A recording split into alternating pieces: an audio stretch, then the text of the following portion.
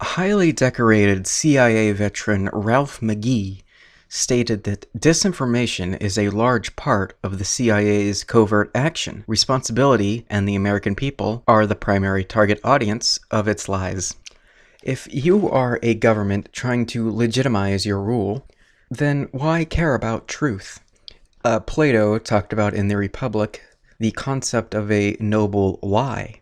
To lie to the people in a noble sense to legitimize the system which is supposed to be good for everybody. Why exactly should a government care about the truth of enemy nations?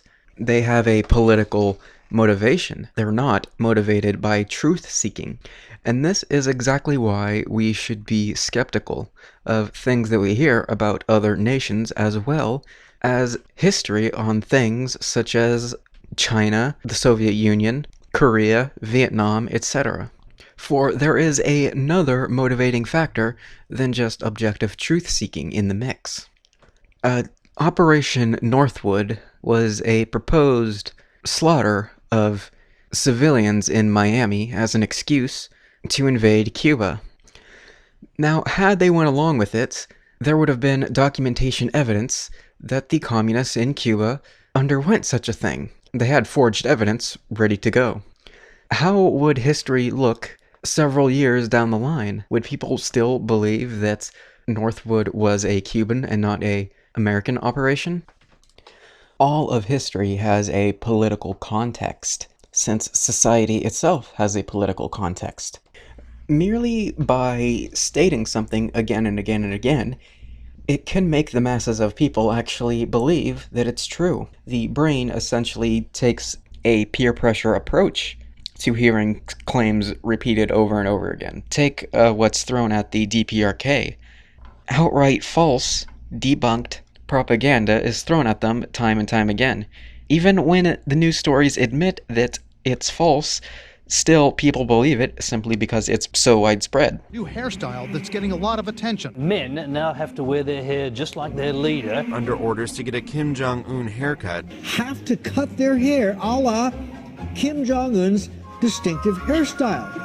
Attempts at seeking truth are either outright purged, such as the case in America during the Cold War, in which David Kaut states, "The political purges that hit American colleges and schools during the Truman-Eisenhower era cost at least 600 and probably more teachers and professors their jobs, about 380 of them in New York City." The scale of intimidation was partly reflected in a survey conducted in 1955. 2,451 social science teachers in 165 colleges and universities who reported 386 incidents involving allegations of communism, subversion, or fellow traveling, 10% of which resulted in dismissal or forced resignation. The YouTube channel Boy Boy has a good example of passive censorship, which is discussing something without really getting into what it actually means. In this sense, the creators over at Boy Boy went to North Korea in order to get a haircut, debunking the myth that everyone is forced to get the same haircut. Now, the Western media tiptoed around this and misrepresented the documentary to fit the standard narrative of the DPRK. I recommend watching their video on media censorship. What this means is that you really can't trust what you hear in regards to current events, nor relatively recent history. So be skeptical, and remember that history is a set of lies agreed upon. A good many of us do not have a clear picture of what the CIA does. I think many of us believe it is an intelligence gathering agency, that it gets information, that information becomes intelligence, and then it passes it on to key areas in the government. Is that an accurate impression? No, it isn't.